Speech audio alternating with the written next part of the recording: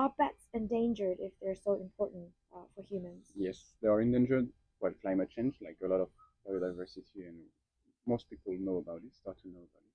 And you have also, like I said, for the crops, they are important. But when people use pesticide for the insects, actually, that can affect and poison the bats as well. So you will have a lot of bats getting poisoned from the crops at night or something. So that's a big threat. And then the last one that I can give as an example is bushmeat. So for the food, when you have like a lot of countries in Africa and some countries in Southeast Asia also that hunt bats for food, if you do it in local scale, it's still like manageable. We always have eaten meat and feed from the wild.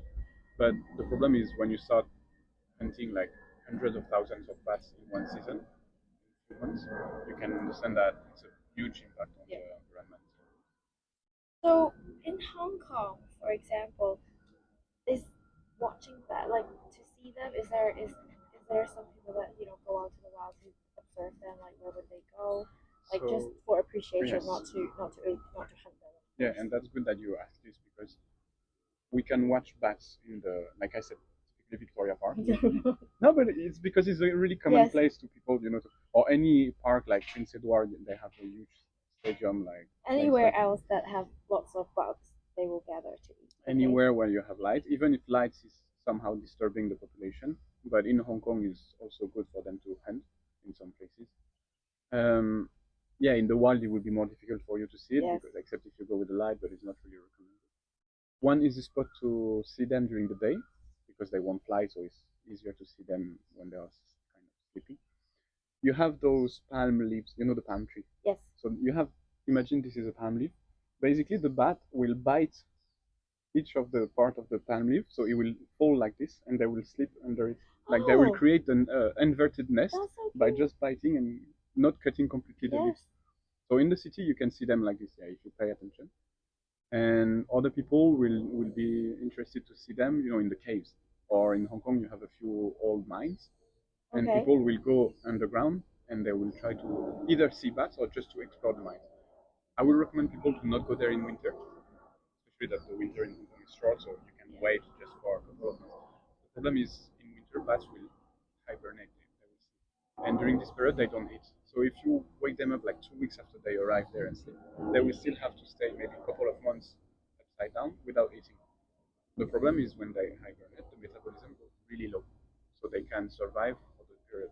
If you wake them up, the metabolism starts again. They burn a lot of calorie, and at the end of the winter, they might die They may not because make it. because they will be exhausted and they won't be able to fly away to find food. So that's why I recommend people to not explore or to be really careful where they go in winter in the case. Cool. So in your paper, in your study, Mm-hmm. uh, what was the sort of conclusion on them that like your thesis? Is there something that Oh. or do we understand it or is it so complicated to explain? I can do it in a simple way, but Yes, please. it's just it's not really relevant to like conservation, and that's why now I Okay. try to move more toward conservation and bring more value to the research because it was more like theoretical, my link to the dinosaurs and all evolutionary biology. I Oh, I was see. trying to understand because I don't know if you know, bats fly mostly at night because they are able to use ultrasound, so really high frequency of sound that is used as like it's used like an echo. So Yes, yes. they will make sound. The sound will Travel to you. the Yeah. sound will travel and then come back to the ear when you will hit a surface or an insect, for example. And from the time that the sound travels and comes back with the echo, they will know where everything is, a bit like a radar. So bats are not blind. Most of the species can Also, see. my next question Yes, actually. they are not blind. They have bad vision, but they can still see, especially for the one that hunts when the sun is going down and not fully at night. But yeah, they use mostly the sound to communicate and to move in the space and hunt. So, what was the question? The question was My research. Sorry. yes, in your research, so the evolutionary uh, of bats in relating to your paper, Yes. and then you were saying that they travel with sound. Yeah, and so they use this ultrasound to travel. And my question was, first of all, how are they able to produce this? And because we have different species, like I say, more than 1,500, those different species produce different sounds. So in terms of anatomy, is it different or not? So we had to use like scanners, like when you go for your teeth or your brain, like with MRI. So we use similar technology to see the anatomy, because a larynx, well, the throat of the bat is like 1 millimeter. So to compare the anatomy of different species with just 1 millimeter structure, I have good eyes, but so did you tag them to like? So we use on the measure? software the image, and then I use the 3D reconstruction. So we do 3D models of the anatomy of the throat, and we compare the size of the muscle, the shape of it, the bone, the cartilage, and we try to understand if it's linked to the sound production.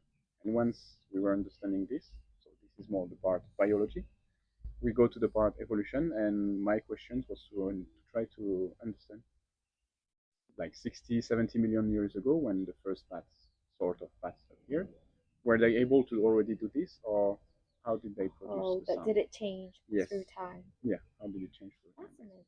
Maybe the 1500 bats actually speak in different language. Yes, and you have some that are not able to produce any ultrasound. The fruit bats in Australia, for example, they are not able to produce any ultrasound. And that was also the question: why those ones specifically, are not able to? So some have better ultrasound 2.0, and some are like Exactly. a lower iOS operation. Okay.